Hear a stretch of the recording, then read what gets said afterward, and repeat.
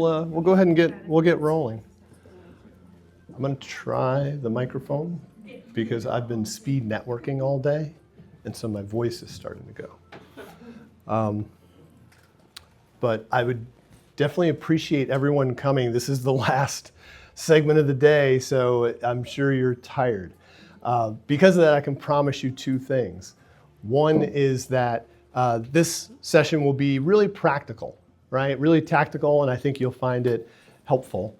It'll also be on time, so I will definitely get you out in 30 minutes. And if I'll stay after if there's questions, and be glad to field those. But what we're going to talk about is the power of story. So that really breaks down into three pieces today that we're going to cover.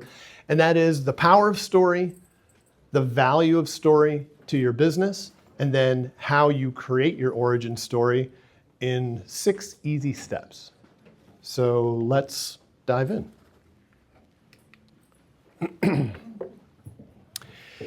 In 1910, if you wanted to send flowers to someone in another city or another state, you were going to have some challenges because you needed to send a postcard or a letter to a stranger in another city and hope that they could execute your flower order.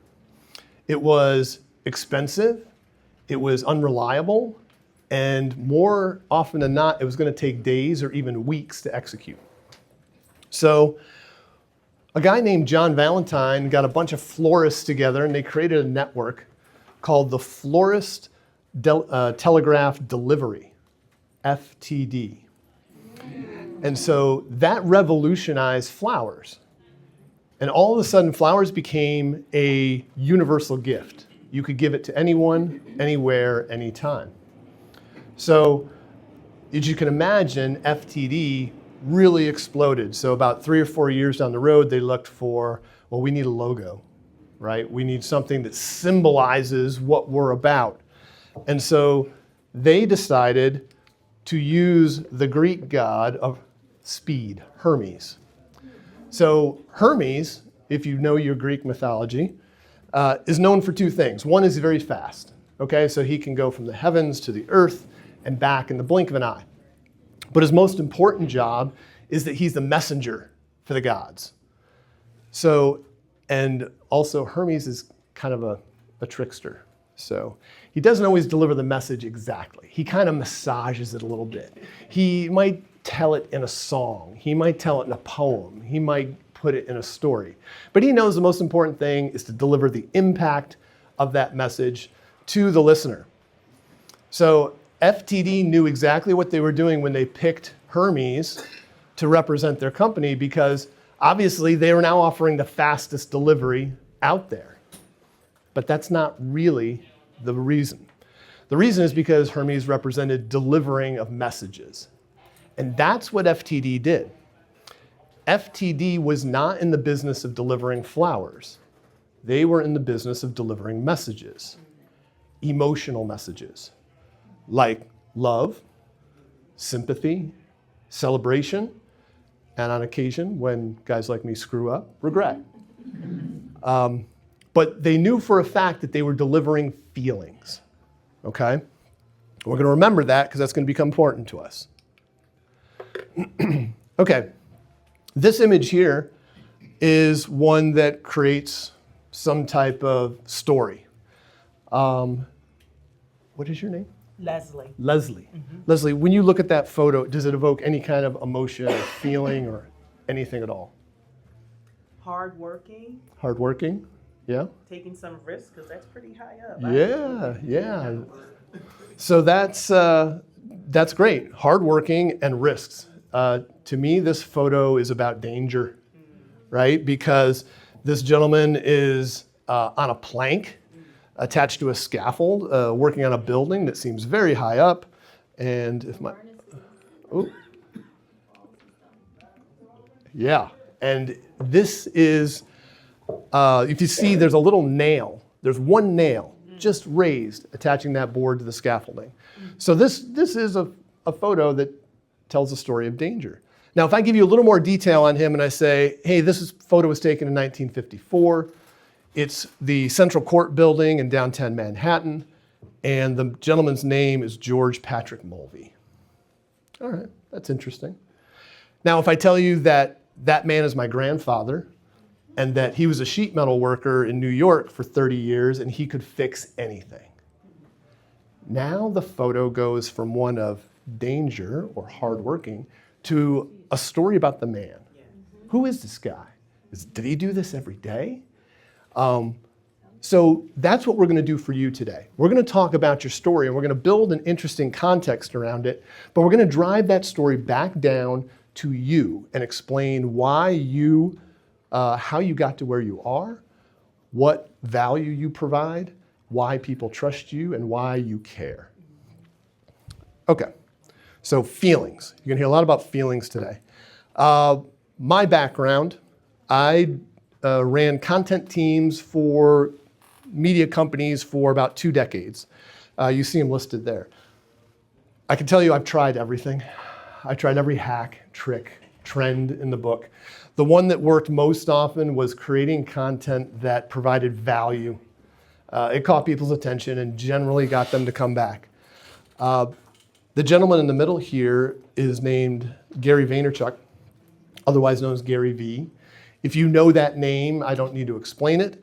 If you don't, Gary is the CEO of VaynerMedia, about a $200 million agency in Manhattan. And he's probably the nation's foremost expert in personal media. He's probably the world's expert in personal media. He's the Yoda of personal media. I got to oversee Gary's personal brand team for about 2 years, and I can tell you that I learned more from Gary than I did in 4 years in college. About 2 years ago, I decided to open my agency because I love 2 things. I love storytelling. I love writing, reporting, interviewing, scripting, shooting, all of it. I love it. I would do it for free, unless you're a client. But I also love telling other founders' stories. I love helping people figure it out. I love helping people describe that story in a way that's meaningful and explains why they matter. Now, over the last couple of years, there's a couple of examples we'll hit real quick about story in action. This one on the left here, or yeah, on your left, is my best post from last year. And it had absolutely nothing to do with my business. 0. It was actually about me losing my AirPod on the subway in New York. It took me about 5 minutes to write it. People loved it, they shared it, they commented, they said it should be a movie, so I created a movie poster. Now, the next one here is Mark Weinman, very talented fractional CFO who up until recently didn't really attach his image and likeness to his messages. So we started to work together, and the first post shows Mark's favorite treat, which is the black and white cookie. That may sound silly, but I bet there's a lot of people in here that like black and white cookies. And so that relatability helped Mark grow his impressions 33x. Now, the next one here is Kate Bradley Chernus. She's a CEO for a tech firm. And she's actually pretty good about putting her name and likeness on her messaging. But she revealed some more personal things about her, like she's been working with a disability for the last couple decades, and how that impacted the product that she built and how it impacted the user experience. Revealing little elements about your personal history helped us grow her engagement 5x. So the message here is that when you share a little bit, select pieces of your personal history, you pull people in. And not only do you pull them in, but they start to trust you a little bit because you're being vulnerable, okay? So let's keep that in mind as we move forward. Maya Angelou, one of the greatest authors of our age, has the best quote, I think, to describe storytelling. She says that people forget what you say. People forget what you do, but they never forget how you make them feel. And I've always remembered that and tried to put that into the context of what I do, because people react to how you make them feel in this world. So that's great, Jim. Story's important. We get it. Everybody should be doing it. Why is everybody not doing it? Well, a couple of reasons. One is we don't want to be this guy. We don't want to be salesy. We don't want to be pushy. We don't want to be hawking, pressuring people to buy products or services. We just want to do the thing we're good at, and hopefully people will find us. We don't want to be an influencer. There may be some people in here that are really good at that, but most of us are not. So they don't want to be an Instagram influencer, okay? And I don't want to talk directly into the camera because when I look down the barrel of a lens, I lock it up. So I cannot do that. No worries. The good news is that you can tell your personal brand story without doing any of those. You don't need to do any of those. But the one that blocks the most people is the last one. And that is, I'm afraid people will think their story is boring, useless, or wrong. And here's what I can tell you about that. It's true. People will think your story is boring, useless, or wrong. But those people are not the people you're talking to. Your story is for a very specific group of people who you can help at a very high level. And those people that are not in that group, when they hear your story, it's not going to be as relevant. It's not going to be as meaningful. It's not going to be as funny or charming or compelling. And that's okay. In fact, it's supposed to be that way because if your story appealed to everyone, it would not be a very good story. You've got to focus on the people that you matter to the most. So how do we get people over that hump? Because it's important. Well, the way I do it, I say, hey, here's what's at stake. It's your business. That's what's at stake. Because when you asked, or when this study asked SMBs, what's the number one way they acquire new business? Referral and recommendation was the number one answer. And it was twice the response for ads, sales and promotions, and new products. And that's because word of mouth is from real people who know, remember, and trust you. That is a very reliable recommendation. Okay, so that's important. So we ran a study last year, and we asked people, what's the one characteristic that would make you most likely to support a business? And we gave them all the typical positive answers. We said expertise and value and creativity and friendliness, passion, authenticity. And the answer that came back in a landslide was trustworthiness. The answers for 2, 3, and 4 combined were not the equal of trustworthiness. This is the table stakes for someone building a relationship with a business, is you have to be able to trust them and that they will take care of you and they have your best interests as in heart. Okay, so then the second question we asked them was, we know word of mouth is the best way to grow your business. We know people look for trustworthiness more than anything else when looking for a business. What happens if you are a trustworthy business and we ask you to recommend you to friends and family? So how likely are you to recommend a local business you trust to friends and family? And the answer is 86% of them are willing to do it. Almost 9 out of 10 people are glad to recommend your business to friends and family if they trust you. That's stunning, right? The trick here is to become trusted. That's not so easy. But if you realize that you have these people that are on the left side of the cliff here, if we can get them to the right side, 9 out of 10 of them are not only willing to do it, they want to do it. Because when they recommend somebody who is good, they get credit. Their reputation goes up. So it's a good thing for them. They want to help their cousin too, but they also want to increase their reputation. Likewise, if they don't trust you, not risking it. My reputation's at stake. I can't afford to see my reputation go down. So that's why trust is so important. So how do we do that? How do we build trust in who we are and what we do so that we're known, remembered, and trusted? Well, since this little workshop is about telling your origin story, I bet you can guess the answer is your origin story, because it is the express lane to starting to build trust with somebody. And the good news is that it's easy. All you need are finger puppets.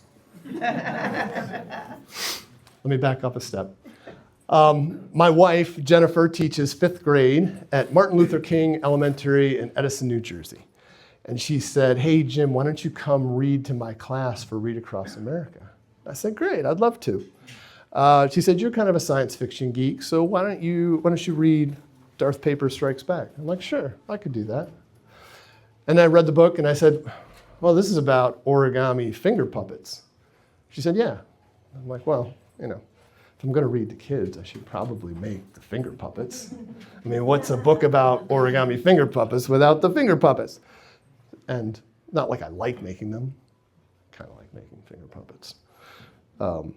So it also struck me that this is also a great way for us to talk about origin story, how to build an origin story. So today, we're going to build the origin story for Yoda, because he just opened a Jedi training temple and nobody's coming. Yoda went to visit the Force after Return of the Jedi, and he's been up there driving people crazy. So he thought, I'll open a training temple and people will flock to it because I'm Yoda, damn it. I mean, come on. Who would not come to my temple? But they're not.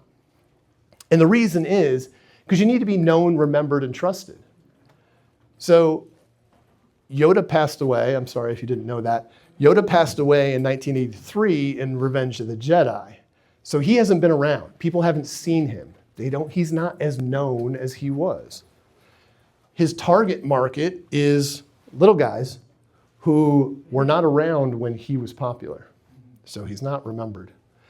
And the parents who are paying the bill for this are a little dubious about whether some spirit in the Force can really teach their kids properly. So he's got some issues there. So we're gonna build his origin story, and the first thing we need to do is to select your founder story.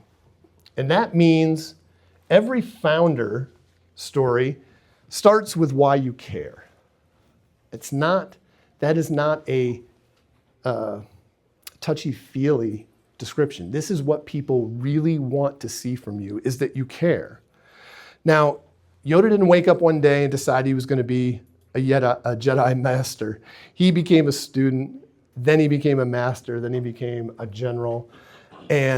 But in his heart of hearts, he's a teacher. That's what he loves, that's what he believes in, and that's what he does. He believes in the Force, and he wants to teach others to believe in it as well. So that's his founder story. For you, it's not really what you sell or offer, it's what you believe. So try to identify not what your product or service it is, but why do you do it? What is it that you believe that causes you to be in this business in the first place? Now, once we identify that story, which is a snippet of your past, right? It's not every job you ever had. It's not every grade you went through in school. There's little snippets of your past that indicate who you are, what you're good at, how you've helped people, and why you matter. We're going to identify little pieces of that, and we're going to build a story around it. So we have to capture people's attention, so we got to set a hook. And it doesn't mean you have to do the balloon waving guy that they put in front of used car salesmen? You don't need to do that, okay? There's real hooks. There's real information that will surprise people or capture their attention. For Yoda, it's that Darth Vader is the darkest force in the galaxy. But Yoda thinks there's still some good in him. Okay? That doesn't make sense. How can the darkest force in the galaxy still have good in him? But All right, you got my attention. Now, from your standpoint, a bold statement will suffice. A surprising fact, a visual or a problem people recognize, a strong emotion, something that causes people to go, what? What'd you say? Huh? That doesn't make sense? Or that's interesting? That's all it needs to be. So once we set the hook, then we're probably going to back up, right? Because we need to set the stage and explain how we got there. And in this case, Yoda is, well, we're not really sure what species he is or what planet he's from, but we do know that he studied the Force for 900 years. That's a lot. And we know he's been a student, a teacher, a master, a general, but he may be retired, but he sees something on the horizon. He sees something that is coming that could be an issue, that could be a problem. His greatest challenge, as old as he is, his greatest challenge is still ahead. So now we've set up the foundation of his upbringing, his history, and the fact that there's something coming. Now for you as a founder or a business owner, this is your career, this is your background. And again, we're not going to tell them everything about it, but we're going to select little points about that dog that you saved, or the old lady that you helped in the nursing home, or whatever it was that's really meaningful that helps draw a picture of what your background is like. And then we're going to hint at something you noticed. Something wasn't right. Something didn't work for me, or something grinds my gears. It really bothers me. So we're going to start hearkening to something that's coming up. And that is the problem. Every story needs a problem. If your story doesn't have a problem, you don't have a story. So for Yoda, it's easy. The problem has a name, and it's Darth Vader. But this is the part of the story that a lot of business owners like to leave out, because they don't like to talk about problems or troubles or things that didn't go right. And so they would prefer to say, I've been in business for 20 years and we have never made a mistake. We know that's not true. They know that's not true. What they do not expect you to be perfect. They do expect you to make mistakes, but when you make mistakes, they expect you to be able to handle them appropriately. And that's what builds trust. So you have to show them the journey that you came on and how your customer service used to be not that great. But we made some changes and we figured it out, and now it's way better. Because that's what we do. We identify problems, we adapt, and we get better. And that's why we are where we are today, and that's why we're the best solution you have for what problem you have. So that could be a customer struggling, that could be a broken system, it could be something that's out of your control, like something that's unfair in this industry that we deal with. But the key is that it's almost this unsolvable problem, right? And we want to make sure that we elevate this problem because we're going to take it away later. But we got to elevate this and explain why it's important to them having a better life, right? So now that we've introduced the problem, this is the fun part, right? We've come to a climax, and this is where everything changes. This is the turning point. And for Yoda knew he was too old to do battle with Darth Vader. But, wait a minute, he could do something even better. He could train somebody new. He could train Luke Skywalker. And if you remember, this harkens back to what Yoda said he was good at and what he loved, which is being a teacher. And it harkens back to the business that he opened, which is a school. So now his solution is in sync. It ties in with everything that we just talked about.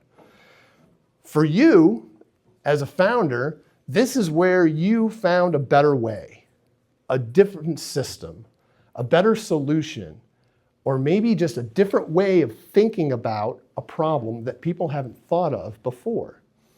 Because that is the moment, and that is the reason that your business exists. So now that we have this unsolvable problem, Yoda has this idea and he cracks open the door and says, well, maybe there is a solution. Maybe there is a fix. And so that's where we start to say, okay, there could be some hope for this unsolvable problem. But we have to execute on it, right? And that's the last piece. We have to provide the solution and show that it worked. So in this case, we're going to show the solution and we're going to bring the audience back in, because up until now, we haven't really talked about them much. We've talked about ourselves. So we're going to bring the audience back in and position this as, by teaching Luke the power of the Force, Yoda didn't send Vader someone who could defeat him. He sent him someone who could change his heart. And that is the power of a great teacher. If you want to learn the Force, Yoda can do the same for you. Okay? So now we've pulled it all around. We've told this story, built up this story about Yoda and his history and what he's done and how he figured out to train Luke to do battle with Darth Vader. Of course, I can handle little Timmy and training him how to learn the Force. So now I've built that trust. So in closing, every business owner in this room has a story like this. They have a belief, they have a problem, they have a solution.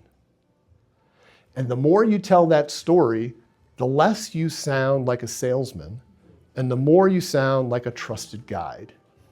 You sound like Yoda. So I challenge you to go find your inner Yoda and tell his story. The last slide here. Do or do not. There is no try. Okay. So you've heard some ideas, you've heard some suggestions, some funny stories that I like finger puppets. You're going to decide at some point, either that's interesting information, that's cool, I'm going to keep that in mind, or you're going to say, no, this is the most valuable asset I own, and I am no longer going to ignore it. I'm going to invest time, thought, resources in building my personal media brand and telling my story in a way that explains why I'm not like everybody else. If you do that, that is the best way that you can grow your business, earn trust, and earn word-of-mouth recommendations. So I challenge you to do that. I encourage you to do that. Thank you for your time today. I appreciate it.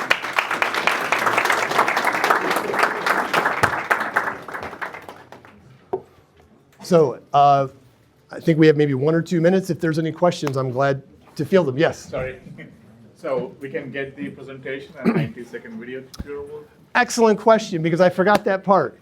The action that you should take is, if you want to do this, email me, jim@brighttrail.biz, put the word Yoda in the subject or the message anywhere, draw a picture of Yoda and attach it, I don't care. But I will send you this presentation, and I'll send you a 90-second version of this video. So now I tell you that there's a 90-second version of it after I've spent a half hour telling this. But there's a 90-second version, and I'll send you the link to it and this presentation. But please know that this is the most important part of what you control. It separates you. It's the only thing that separates you day in, day out. Take it seriously and spend some time thinking about how you can tell it. Any other questions? Yes, sir. Yeah, so I work as a fractional business development person, so I often walk through this process with clients of mine. What step out of the 6 do you find that they usually miss the most? I think that the step they miss the most, the step they want to miss the most, is they want to skip the problem. They don't want to talk about their troubles and the things that they went through. I think the one they don't even think about is the first one, which is like, what part of my story is indicative of who I am, where I've been, and what service I offer, right? Because there's a million stories that happened to you in the past and even in the recent past that are great examples of you being who you are. And that's what you really need to think through. What's that example I'm going to work through? Any other questions? Yes. I noticed you were using 2 microphones, one on your chest and one on your hand. What's up with the one on your chest? My good friend Mark here is shooting video of me, and this is a microphone that attaches to that video. So, Have the same mic. It's a great mic. yes, thank you. Thank you very much. All right. Anything else from the crew? All right. It's really hot. Please get some fresh air. Thank you. All right.